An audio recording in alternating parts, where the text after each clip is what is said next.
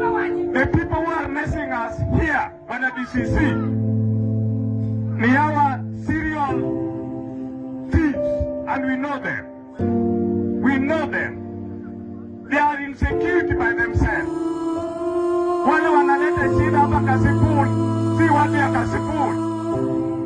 Wengine wanatoka Migori, wengine wanatoka Kisumu, wanakodeshwa kukuja.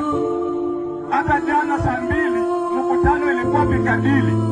Former MCA moja hapa na mtu anaitwa Ongati alisema wanangoja mkutano ile nitakuwa plain police from outside Kasipul iwekwe, and that's why I want to speak. Iwekwe alafu yuti iwe hired from Kisumu wakuje waanza kulete chaos ndio nipigwe risasi.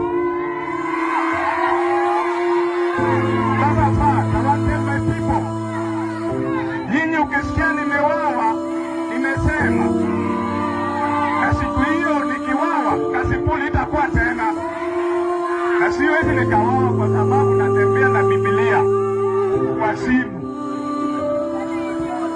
Natembea na Biblia kwa simu.